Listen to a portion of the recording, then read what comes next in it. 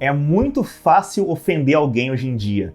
Talvez até mesmo essa frase já tenha deixado alguém ofendido. Na era das redes sociais, as pessoas estão muito mais propensas a falar o que der na telha, simplesmente pelo fato de ser uma interação virtual, onde o computador ou smartphone acabam sendo uma espécie de escudo para que se possa colocar para fora aquilo que tem de mais animalesco na personalidade humana. Já no mundo real, as pessoas são muito mais contidas porque elas sabem que uma opinião mais dura pode acabar causando até mesmo uma reação física da outra parte. A partir da perspectiva estoica, nós só nos ofendemos a partir do momento em que escolhemos ser ofendidos. Isso quer dizer que as palavras que as outras pessoas nos dirigem não podem nos ferir, a não ser que nós deixemos que isso aconteça. Neste vídeo vou te mostrar o que a sabedoria estoica tem a nos dizer para que tenhamos uma maior resistência às ofensas alheias. Mas antes da gente continuar, não esqueça de curtir o vídeo e principalmente se inscrever no canal para acompanhar o conteúdo que é lançado semanalmente por aqui. Sêneca, que foi um dos mais notáveis filósofos estoicos,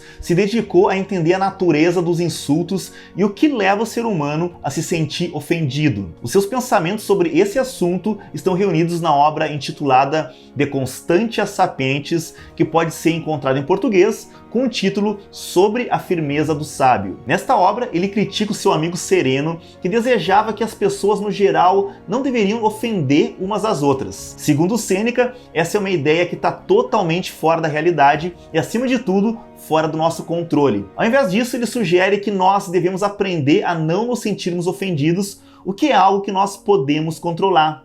O que nos leva ao primeiro grande ensinamento da obra. Não espere que o mundo seja legal com você. O mundo está cheio de pessoas egoístas, arrogantes, insolentes, más e cruéis. Isso pode parecer pessimista no primeiro momento, mas não passa de uma constatação verdadeira acerca da realidade.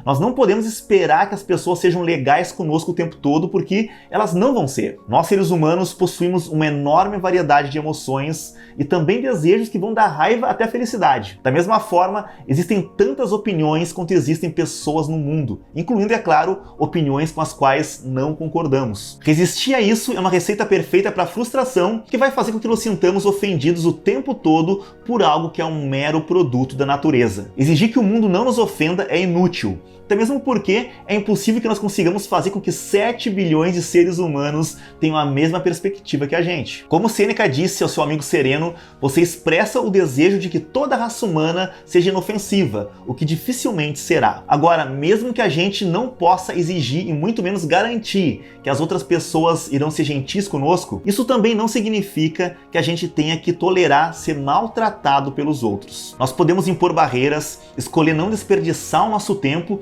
ou pelo menos limitar as nossas interações com pessoas que não fazem a menor questão de nos tratar com respeito. Mas se a gente compreender que as pessoas sempre serão pessoas, e o ser humano, assim como tem um lado positivo, também tem um lado sombrio, nós certamente teremos uma maior facilidade de administrar as interações que nós teremos ao longo da nossa vida. O segundo ensinamento que aprendemos com os estoicos é a aceitar a verdade e rejeitar os absurdos. Sêneca nos ensina que nós podemos combater os insultos com fatos. A filosofia estoica é fortemente baseada na lógica, e com esse método fica logicamente impossível se sentir ofendido. Vamos dar uma olhada no que Sêneca tem a nos dizer sobre a arte de não ficar ofendido. Alguém fez uma piada sobre a minha velhice? A fraqueza dos meus olhos? A magreza das minhas pernas? Sobre a minha baixa estatura? Que insulto pode haver em me dizer o que todo mundo vê? A lógica aqui é muito simples. Se alguém te ofender, pergunte a ti mesmo se aquilo que te deixa ofendido é verdade ou se não faz o menor sentido. Se for verdade, por que ficar ofendido com a verdade? Ou como diria Sêneca, que insulto pode haver em me dizer o que todo mundo vê? E se não fizer o menor sentido, por que ficar ofendido por algo que é absurdo? Se alguém nos fala algo absurdo, não faria mais sentido que essa pessoa se sinta envergonhada ao invés de nós? O terceiro ensinamento é talvez o mais importante. Contemple o seu ego. Sêneca percebeu que por algum motivo as pessoas pensam que a ofensa é uma das piores coisas que poderia lhes acontecer. Muitos pensam que não há nada mais amargo do que o insulto. Portanto, você encontrará escravos que preferem ser açoitados a ser esbofeteados e que acham que os açoites e a morte são mais suportáveis do que palavras insultuosas. No tempo de Sêneca, um tapa era um insulto grave. Ele foi contemporâneo de Jesus Cristo. Por isso não é nenhuma surpresa que a Bíblia fala sobre mostrar a outra face após o tapa. Nesse contexto específico, o tapa em questão não seria um ataque físico, mas sim um insulto. Quando alguém nos insulta, nosso ego é atacado. Isso é uma consequência da história que contamos a nós mesmos sobre quem somos e como o mundo deveria ser. É por isso que em diferentes culturas as pessoas se ofendem por motivos diferentes. Quando alguma coisa entra em conflito com a nossa história, seja ela qual for, isso pode vir a nos deixar ofendidos.